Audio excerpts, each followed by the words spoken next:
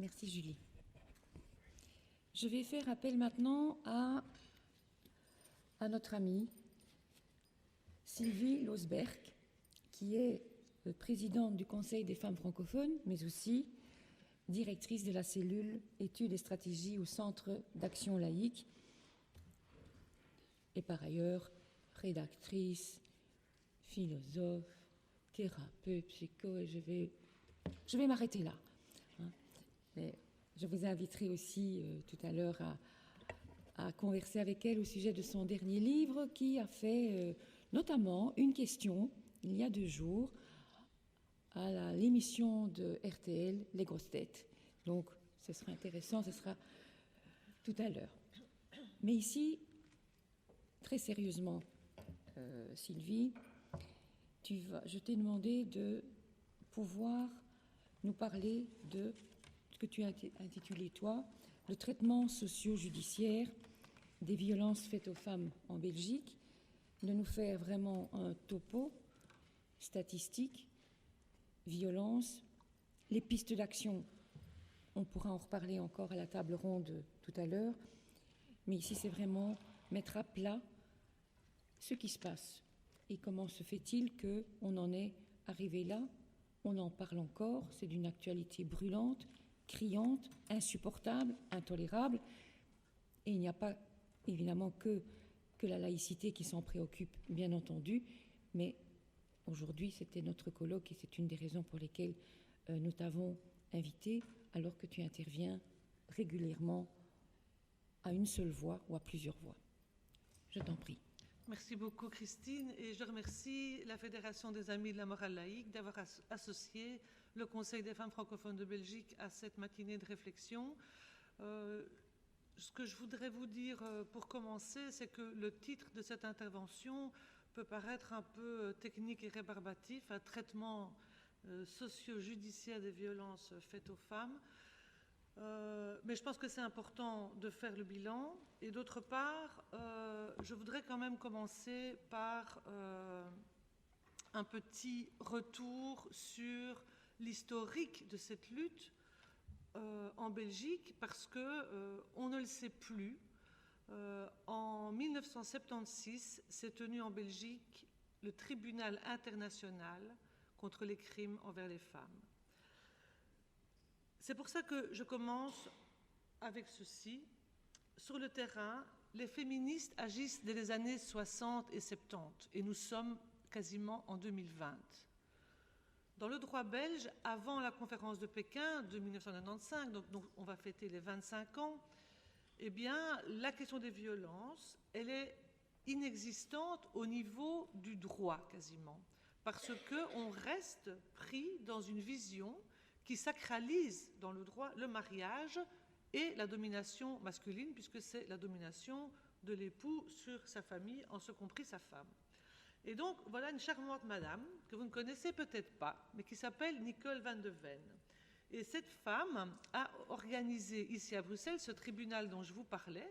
C'était aussi une contributrice des cahiers du Griffe, donc si les jeunes féministes qui sont ici ne savent pas, c'est un corpus de textes et de réflexions absolument indispensables sur la question des droits des femmes et du corps des femmes.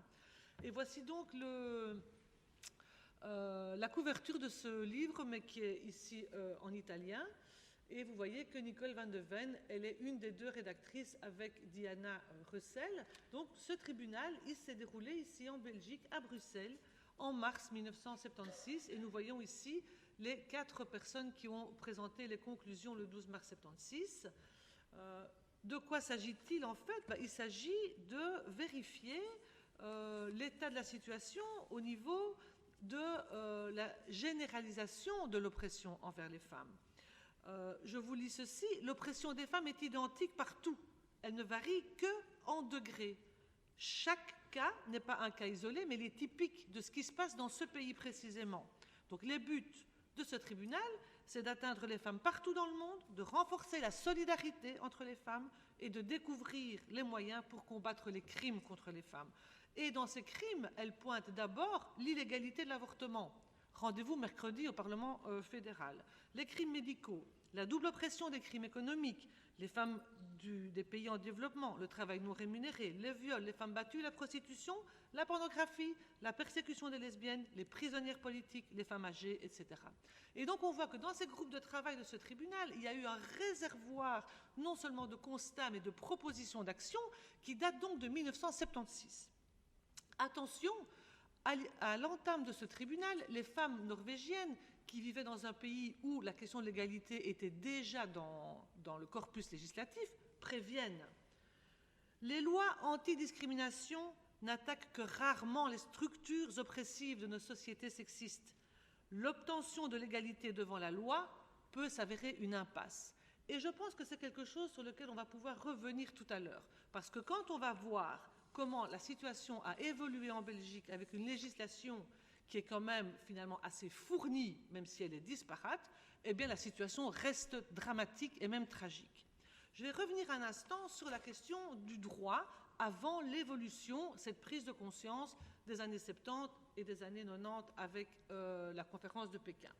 Je voudrais quand même vous rappeler que dans le premier code pénal belge, donc avant 1867, il y avait une excuse légale atténuante pour homicide, blessure et coup, uniquement pour l'époux qui prend sa femme en flagrant délit d'adultère. Donc lui pouvait la battre et la tuer, et la femme, elle qui prenait son mari en adultère, rien du tout. Pire que ça, les femmes qui avaient une liaison adultérine étaient 2 fois plus pénalisées sur le plan des sanctions que l'homme, et l'homme ne l'était que quand il amenait sa concubine dans la maison. Donc on voit que le droit crée dès l'entame une inégalité, et donc comme l'a très bien dit Julie, les femmes n'étaient pas des sujets de droit, c'est des objets du droit, et je pense qu'on est encore loin du compte aujourd'hui.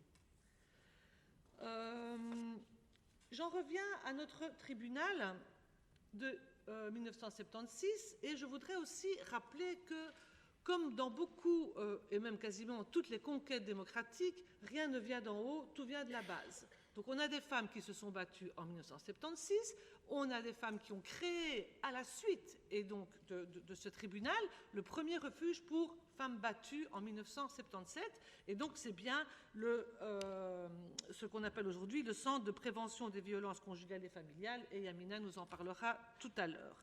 Donc le premier refuge, il ouvre à Bruxelles en 77, donc dans la foulée du tribunal.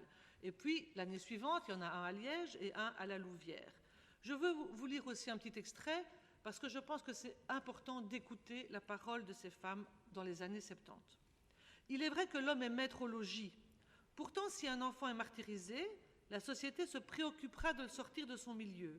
Si un chien est martyrisé, la société protectrice des animaux s'en chargera. Et une femme, silence, silence partout. Tous se sont tus, tous se taisent, les hôpitaux, les commissariats de police, les assistantes sociales et j'en passe. Et on leur dit souvent, mais qu'avez-vous fait pour que l'on vous batte de la sorte? Donc, vous voyez ici, c'est un petit texte de Peggy Joly, toujours dans les cahiers du Griffe. Donc, ça nous montre à quel point, finalement, la question de la responsabilité des femmes dans ce qu'elles vivent et la négation de leurs paroles, ben, ce n'est pas nouveau, et c'est malheureusement encore très souvent le cas aujourd'hui. Alors, qu'est-ce qu'on a fait en Belgique? Ben, la première chose qui s'est passée dans la foulée de cette prise de conscience et de cette lutte de terrain, c'est la création d'un secrétariat d'État à l'émancipation sociale avec Mitzmet en 1985. Et donc vous voyez que l'égalité des chances fait son entrée en politique. Mais l'égalité des chances, ce n'est pas l'égalité des femmes et des hommes. L'égalité des chances, c'est l'égalité de tous par rapport à une norme. Donc il n'y a pas de focus particulier sur la situation des femmes. Mais cela dit, Mitzmet initie directement une étude nationale sur les violences envers les femmes. Et à ce moment-là, il y a une femme sur 2 qui déclare avoir subi des actes de violence. 93, donc on est encore un petit peu plus loin, décennie des années 90, l'ONU fait une déclaration sur l'élimination des violences envers les femmes. Vous voyez la définition, donc physique, sexuelle, psychologique, mais c'est une déclaration qui est non contraignante. Donc ça veut dire qu'on peut s'en saisir ou pas. La Belgique ne va pas faire grand-chose, à part quelques mesures que nous allons détailler maintenant.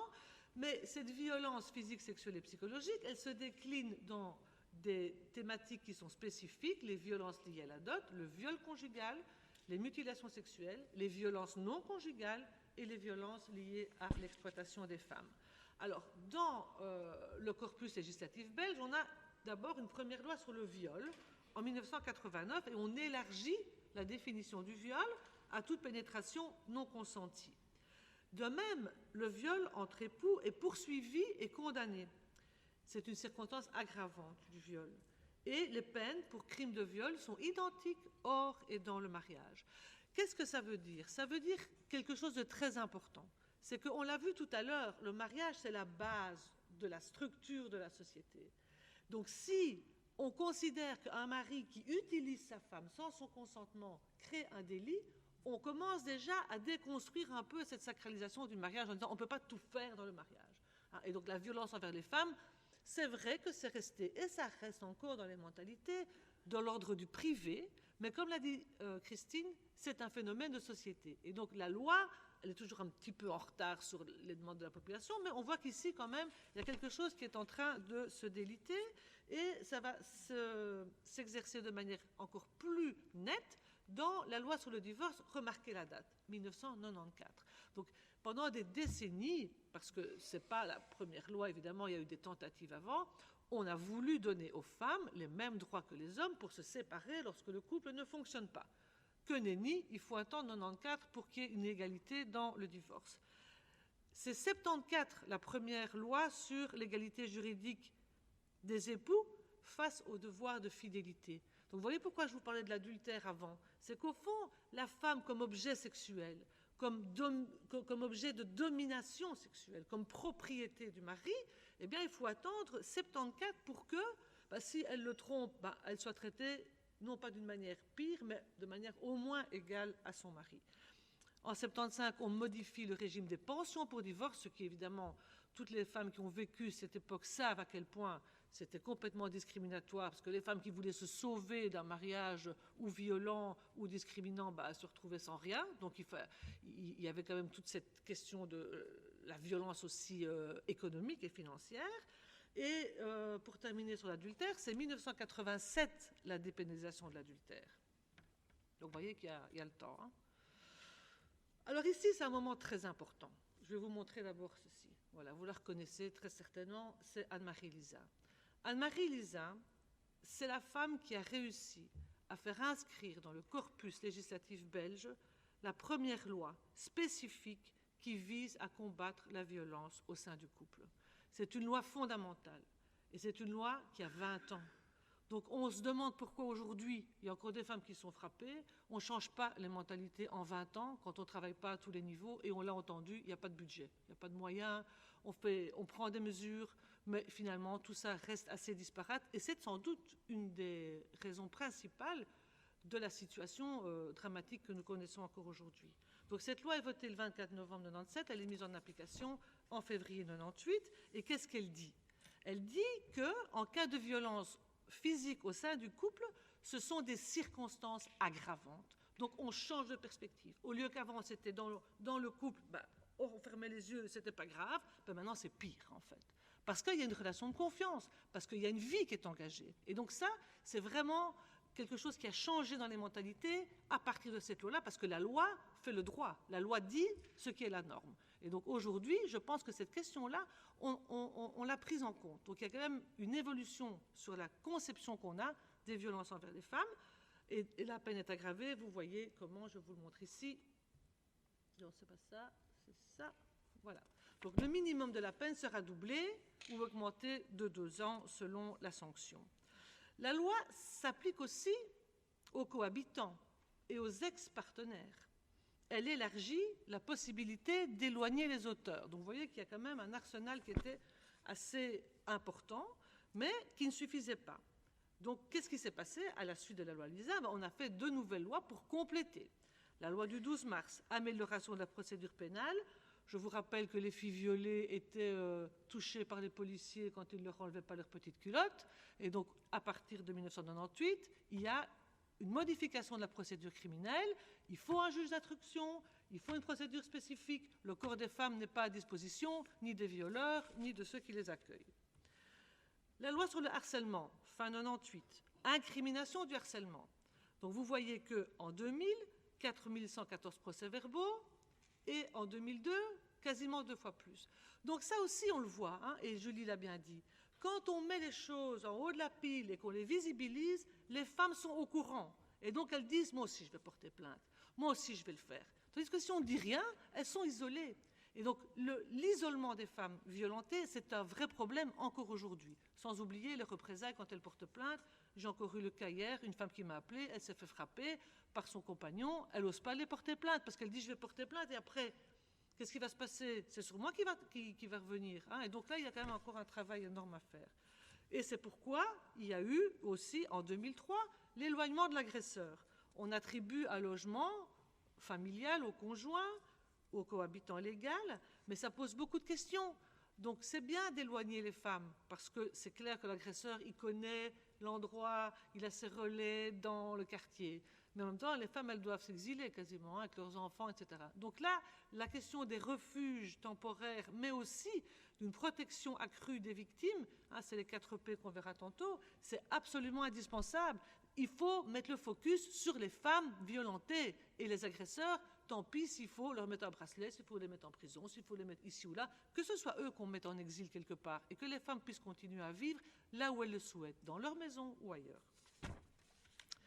Donc, à partir de 89, on s'est rendu compte qu'effectivement, au niveau des jugements, les magistrats, ils ne comprenaient pas. Hein, ils disaient, non, enfin, on a toujours fait comme ça, le droit dit ça. Donc, on leur a donné un SAS, 7 d'agression sexuelle, pour qu'ils comprennent que quand une femme arrive avec un dossier de violence, ce n'est pas quelque chose qu'ils vont juger en tant que messieurs derrière leur fauteuil. Non, c'est un phénomène de société et il faut qu'ils comprennent les implications profondes de ce crime ou de ce délit qui a été commis et qui arrive devant eux.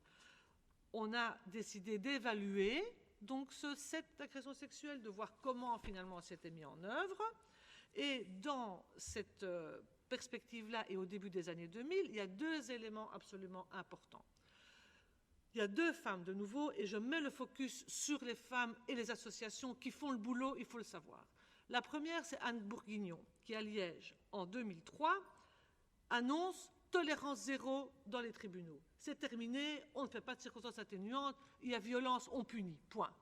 Et dans la foulée, Loretta Collings, qui est alors la ministre de la Justice, elle le met à l'agenda, et donc on va avoir une circulaire qui lutte contre la violence envers les femmes au niveau du Collège des procureurs généraux, et c'est ce qu'on voit ici. Définition des violences dans le couple, il faut le définir. Donc c'est une circulaire commune au ministère de la Justice et au Collège des procureurs généraux. Donc les collèges des procureurs généraux, c'est les parquets, c'est eux qui disent on poursuit pas, et qui disent à leurs juges vous devez poursuivre en tenant compte de tel et tel élément. Donc le juge n'est pas seul maître à bord. Hein. Donc là, il y a tout à coup un cadre qu'ils doivent respecter. Et donc ils doivent se baser sur cette définition. Les violences dans le couple, c'est toute forme de violence physique, sexuelle, psychique ou économique entre des époux, des personnes cohabitant ou ayant cohabité et entretenant ou ayant entretenu une relation affective et sexuelle durable. Et donc, c'est ça les circonstances aggravantes, hein, parce que l'emprise psychologique, on voit les ravages, les femmes qui n'osent pas partir ou qui disent, j'ai encore vu, là, je ne sais plus, c'était sur RTL au débat de dimanche midi où Dominique était là, la jeune fille à Charleroi, elle dit au type, elle est dans un centre commercial et elle dit à l'intervieweur, ah oui, il me frappe, ah oui, il m'a battu, ah oui, non, c'est grave. Et qu'est-ce que tu fais? Ben rien, je l'aime. Et alors il dit, mais tu vas partir? Ben non, je l'aime.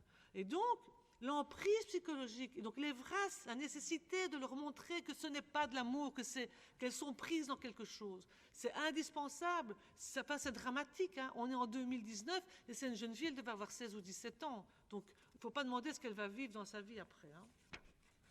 Alors, c'est quoi ces violences? On les a définies dans un tableau. Donc, les violences, vous voyez au-dessus, c'est partenaires. Donc, il y a les violences verbales et psychologiques, les violences économiques, les violences physiques et les violences sexuelles. Je vous laisse le temps de le lire, comme ça je bois un peu d'eau. Donc vous voyez, violence physique, hein, menace avec arme, tentative de meurtre ou d'étranglement, empêcher l'accès au domicile, enfermer, mettre à la porte, laisser sur la route, attouchement, tentative, etc. Ça, c'est pour les partenaires. Alors ici, on a... Ah non, ça, je me suis trompée. Ça, c'est les partenaires, excusez-moi. Et ça, c'est les ex-partenaires. Donc, chez les ex-partenaires, on a supprimé certains délit, mais on en a ajouté un qui est avoir été suivi, le harcèlement et les menaces de mort. C'est très important parce qu'aujourd'hui, c'est vraiment quelque chose qui est très répandu parmi les jeunes générations. Les jeunes filles se plaignent quasiment à 100% d'être suivies dans les rues, quasiment à 100%. Donc là aussi, on voit que allez, petit à petit, on arrive à mettre en place aussi des mesures et des définitions qui collent à la réalité. La réalité de 2019, ce n'est pas vraiment la même réalité qu'en 1970, ça je peux vous le dire. Ayant été adolescente dans les années 70-80, il y avait quand même une autre prise de conscience, je trouve qu'aujourd'hui, où finalement, on a l'impression que la collaboration, la sororité, l'entraide, la solidarité, elle se délite parce qu'on vit dans des mondes plus fermés. Il y a plus d'isolement, on est isolé devant son écran. Et donc il y a quelque chose peut-être à retisser là, et ça je parle évidemment à nos amis du monde associatif. J'ai encore 5 minutes, 5-10 minutes. Bon, je n'aime pas beaucoup les chiffres, mais voilà, ça fait partie du tableau et il faut les utiliser. Pourquoi j'aime pas les chiffres? D'abord parce que ce n'est pas des chiffres réels, c'est des chiffres estimés. Et ensuite que derrière les chiffres, c'est souvent une manière d'invisibiliser les parcours et les vécus. Maintenant, c'est quand même là-dessus que les politiques se basent pour travailler. Et quand on voit les chiffres et qu'on sait qu'il n'y a pas de budget, en tout cas, ils n'ont pas encore décidé d'avoir vraiment des budgets là-dessus, et on en reparlera certainement tout à l'heure, on est quand même un peu effrayé, un peu beaucoup. 36% des femmes en Belgique a subi une forme de violence physique ou sexuelle depuis qu'elle a eu 15 ans. Et alors là, vous voyez aussi qu'en Belgique, on n'est pas terrible au niveau européen, parce que les baromètres européens qui s'occupent de mesurer la discrimination envers les femmes, etc., la Belgique, elle fait toujours pire que les autres. Pas 2 fois pire, mais quand même pire. Ici, en Europe, 12%, et en Belgique, 14% des femmes disent qu'elles ont eu un abus ou un incident sexuel perpétré par un adulte avant l'âge de 15 ans. D'accord? Donc, 36% à partir de 15 ans, 14% en dessous de 15 ans. Et 60% des femmes en Belgique, contre 50% en Europe, disent avoir subi un harcèlement sexuel depuis qu'elles ont eu 15 ans. Les viols, bon, ça aussi en Belgique, c'est hashtag 100 par jour. Je vous rappelle la campagne de Elke Sleur, 100 par jour, bah oui, 100 par jour. So what, quoi? 100 filles par jour, 100 familles par jour, des amis, des collègues, tout le monde subit les conséquences des violences envers les femmes. Et ça, c'est une dimension qu'on n'a pas encore pris en compte aujourd'hui. Ici, on a vu 882 viols en 2014, 8 par jour, mais on sait qu'il n'y a que 10 à 15% des femmes qui portent plainte. Donc ça veut dire combien de viols, ça? Hashtag 100 par jour. Alors là, la nouveauté, ces dernières années, les viols collectifs, 230 à 300 viols collectifs. D'où ça sort, ça? Je veux dire, ça veut dire quoi? Ça veut dire qu'on a des jeunes hommes aujourd'hui, des jeunes garçons, qui se disent, oui, on va le faire à plusieurs, on va l'apprendre, et c'est notre objet à nous. Donc ça, c'est un phénomène assez nouveau, le viol collectif chez nous. Donc ça veut dire que la situation s'aggrave sur ce plan. Violence entre partenaires, bon, vous savez les chiffres des féminicides, et vous savez aussi que la société civile fait le job de recenser le nombre de femmes, comment elle s'appelle, où elle vit, quel âge elle a, qui l'a tuée, comment on l'a tuée. Comment on l'a tuée? En général, c'est coup de couteau, étranglement. Je crois que c'est les deux modes opératoires les plus répandus. Bon. Alors, acte de violence perpétré par leur ex-partenaire, en Belgique, 15%. Quant à la question, oui, les hommes sont aussi souvent victimes de violences, c'est 6 fois moins. Et de toute façon, la question n'est pas d'opposer les victimes entre elles, mais de travailler tout le monde ensemble. Donc quand cette question arrive, chaque fois, franchement, les bras m'en tombent. Et c'est systématique. Alors, chiffre des violences commises par les partenaires. Bon, donc, vous voyez ici les dossiers enregistrés. 38 694 en 2018. Et quasiment 70% n'ont pas signalé à un organisme ou à la police l'acte le plus sévère de violence commis à leur égard par un ou une partenaire. Donc, de nouveau, des chiffres et des chiffres. Alors, on a parlé en 93 de la résolution non contraignante. C'est elle qui a donné en 99 l'impulsion pour la création de la journée du 25 novembre. Je vous invite évidemment à la manifestation Mirabal de dimanche prochain, ce sera le 24. Et dans la foulée, cette résolution est devenue contraignante par la convention qui s'appelle d'Istanbul, qui a été émise par le Conseil de l'Europe en 2011. Bon, la Belgique l'a ratifiée, mais enfin, elle a pris son temps. 2016, ça va, 5 ans pour lire la convention et la signer. Mais enfin bon, c'est contraignant. Et donc c'est ça le rapport, le shadow rapport qu'on a fait sur, au fond, comment est-ce que la Belgique, elle applique? Parce que la Belgique, elle applique la convention et elle dit « Ah, on a fait ci, on a fait ça ». Je ne vous mens pas que dans le rapport 2018, le gouvernement a mis « On a modifié la loi pour l'avortement en faveur des femmes ». Bon, ok, on rigole un coup, mais en effet, qu'est-ce qui se passe par rapport à ce rapport? C'est que nous, on l'a, et donc la société civile, qu'est-ce qu'elle fait? Elle dit « Ah, vous dites ça, mais attention, vous dites ça, mais ah non ». Et donc, ce rapport, on va dire, alternatif, c'est lui qu'il faut utiliser, parce que c'est lui qui montre en fait les coins obscurs des réponses de l'État belge. Cela dit, la Belgique fait quand même des choses, il ne faut pas être négatif sur tous les plans, et notamment cette convention d'Istanbul, elle demande une mise en œuvre par un mécanisme qui est très simple, qui s'appelle les 4 P, les politiques intégrées, la prévention, protection et soutien des victimes et poursuite. D'accord. Donc ça, c'est vraiment politique intégrée, ça veut dire qu'on ne fait pas de la lutte contre les femmes un objet à part, donc ça doit être généralisé, tout pouvoir confondu et toute sphère d'action conjointe. Les conséquences de ces 4 P, une lecture genrée des violences.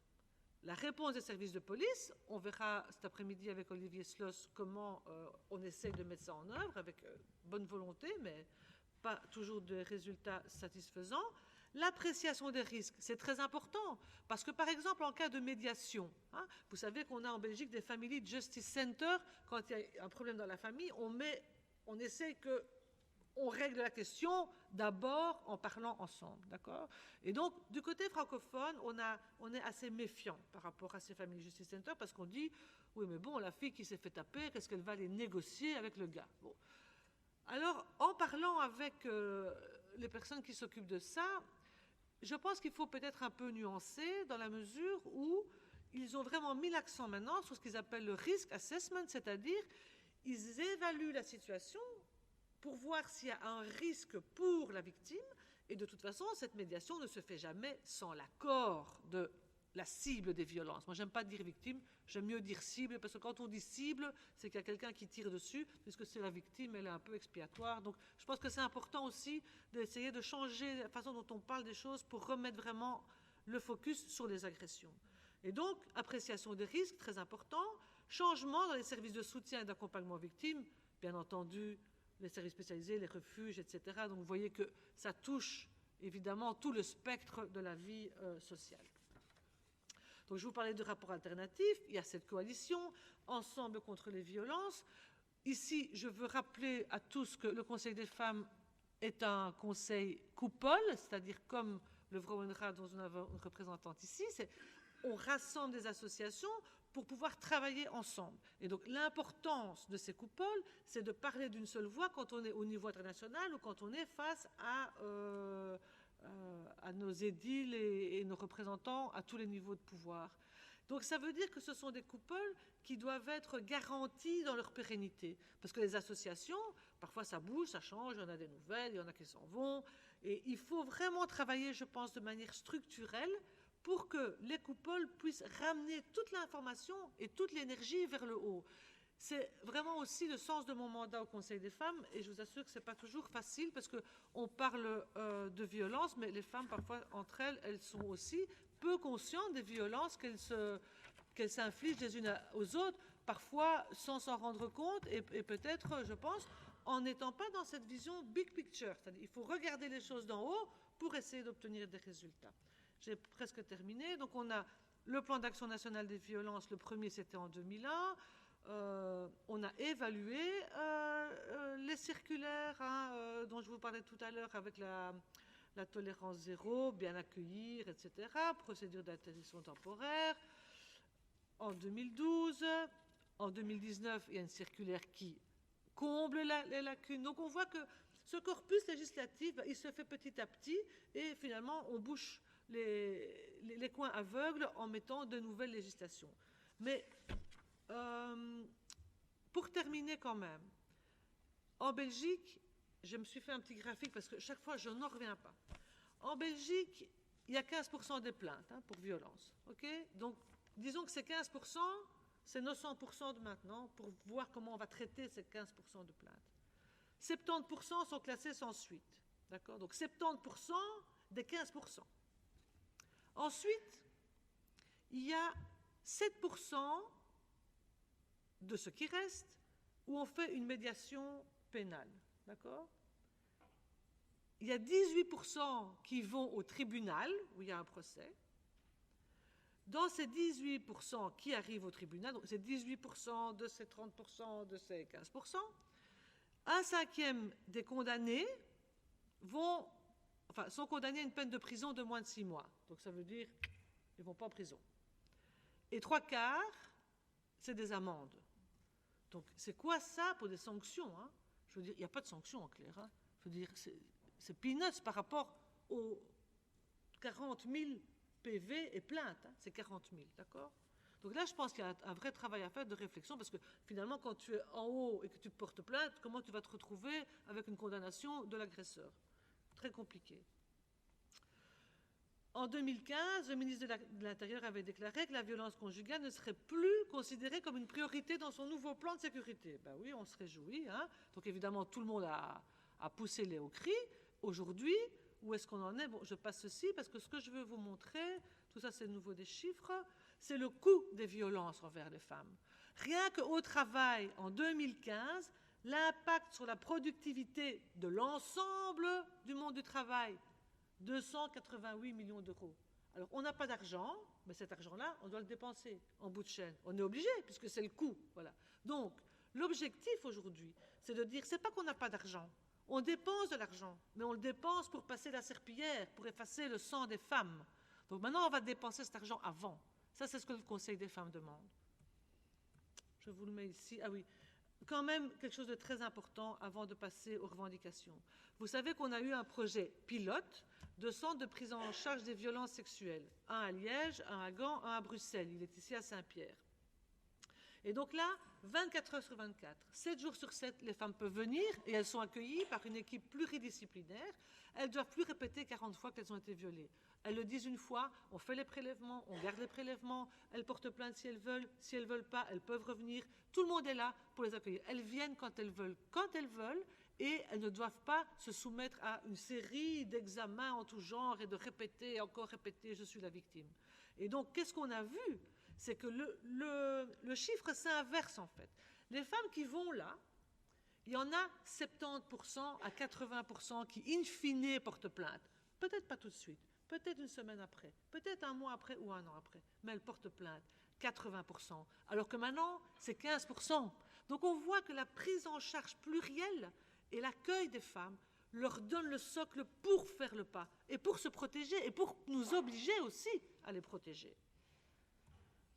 Vous voyez ici le bilan, 462 à Bruxelles. Donc, ils ont ouvert en 7 ans, je me rappelle, et je crois qu'en novembre, ils avaient déjà atteint le quota de plaintes qu'ils avaient imaginé sur une année. Quoi. Bon. Voilà, 71% d'admission dans les 72 heures de l'agression. Donc, vous voyez, la fille, elle ne vient pas tout de suite non plus. Il faut quand même aussi qu'elle se dise qu'est-ce qui m'est arrivé, qu'elle se remette, qu'elle puisse se déplacer, parler. Et donc, il faut du temps. Et il faut des personnes qui sont là pour dire vous avez le temps et nous, on est là pour vous. Et on voit bien que ça fonctionne. Donc, le projet maintenant, c'est d'en avoir un par province. Voilà. Donc, nos recommandations, c'est évaluer le coût, pas seulement dans le monde du travail, mais pour la société en général, le coût judiciaire, le coût médical, et de dire, voilà, ça c'est ce que ça nous coûte en une année. Alors aujourd'hui, il faut changer la façon de procéder. Au lieu de dépenser en aval, on va dépenser en amont. Donc, parallèlement à ça, on demande de créer un centre autonome d'expertise sur les violences à l'égard des femmes avec les associations. Je rappelle que ça vient toujours de la base et qu'il ne faut pas qu'à un moment donné... Bon, c'est bien les politiques, ils sont contents, ils mettent des plumes à leur chapeau et c'est ce qu'il faut parce que c'est eux qui ont les instruments. Mais il ne faut jamais oublier que ça vient d'en bas et que c'est avec le terrain qu'on travaille. C'est le terrain qui dit aux femmes, vous pouvez aller là. C'est les femmes dans les villages et dans les communes qui doivent pouvoir renvoyer les femmes là où elles seront accueillies. Et donc, il faut travailler ensemble avec les services spécialisés, avec les centres universitaires, pour avoir une véritable expertise aussi et pour évaluer réellement l'évolution de la situation, parce qu'on ne va pas faire comme maintenant. 1976-2019, bon, ça va, quoi. Je veux dire que maintenant, à la fin de la législature, on doit obtenir des résultats.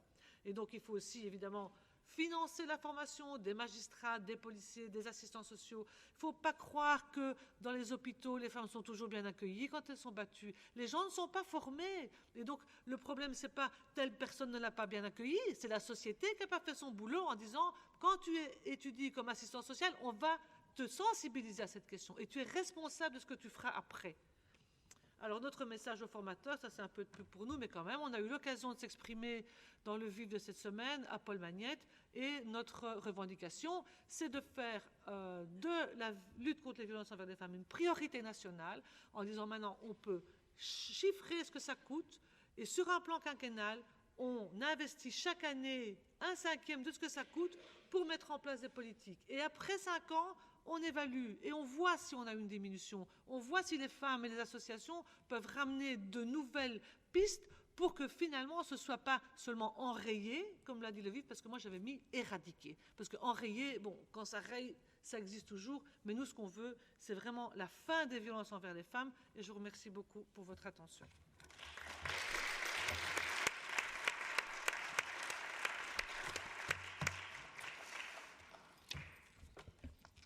Merci Sylvie pour cette